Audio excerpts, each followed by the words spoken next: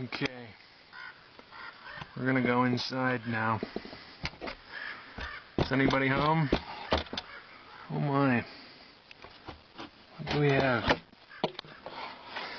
So, this project has been a long time coming, and is still unfinished, but I wanted to show some people what I've done so far, for lack of having more funds to devote to it. I've only gotten just so far, but I'm hopeful that will mean I get to have a pet, which would be exciting for an artist that otherwise doesn't afford much, or a gardener who is looking to lower his expenses. Okay, so check it out.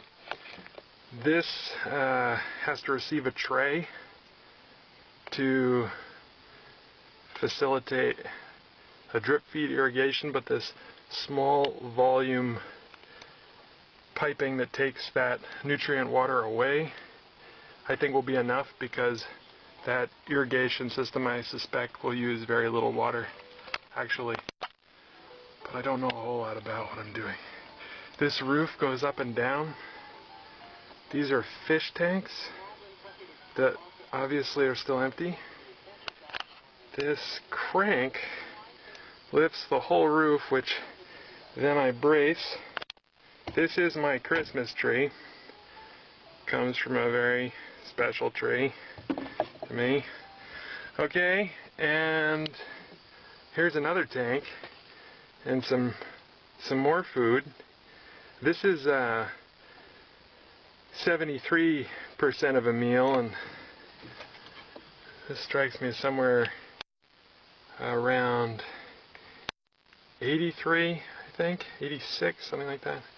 And the other is the remainder to constitute 3 meals. I say the other down here in this still uninsulated cabin. We have these little windows, right? And they go out to a semi-outside that has so far screened in the way the top should be, so that I might have the help of pollinators. And out here, that remaining meal and a half approximately has, as you can see, on top of its infrastructure, some spare fish tanks, and that's all. And it opens here too, so that a person can actually pick most of whatever meal plan of 8 rather specific crops for me they decide to grow. By that I just mean, for me, those crops have narrowed to 8 that I presume to be what I'll need. This is a very unfinished kitchen. As you can see, it's actually nothing that any of you would probably wish to be associated with. However,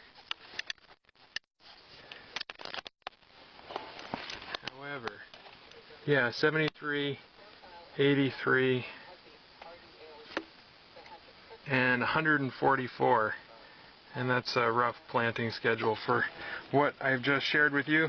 I'm sorry I'm not better in my cinematography, but I just felt like for Christmas it would be cool for anybody following this project I've been working on, but which I understand many other people are working on too, in a way I heard some people out of Australia are working on a mobile agriculture project, some people in Alaska. We obviously have the man who started the whole tiny house movement to thank, whose name I can't recall right now, but hopefully somebody will put up in lights. I think there's a fellow in San Luis Obispo automating plant picking and maybe working in similar ways. I frankly think that this idea is in its importance beyond propriety. That's why, for however much of that I could be granted, I am subverting all that I can to ensure that nothing stops this project from getting out there. I have encountered, for my part, so much resistance that I tend to wonder if other people have tried to make it and failed to to succeed before. Okay, here is an example of one stove that could take the place of what you saw there before. And what will end up being there, I suspect, if I'm fortunate, will be water that can be heated by the stove below, and the stove below that can be both powered by consumable, hopefully renewable, such as poplar or bamboo style wood, or electricity, as you see that coil that could fold down. And to the right, there's a fridge that my friend Joel has given me ideas on how to build using ceramic and sand and falling water. And then on the left, there'll most likely be a drying chamber and potentially, some other goodies that I shouldn't share on film. Okay, so lastly, go up to here. This is how the roof works. It's all cold frames, and if somebody looked at the pictures that I put up online, they might be able to tell that although I intend upon improving this system in ways you might imagine,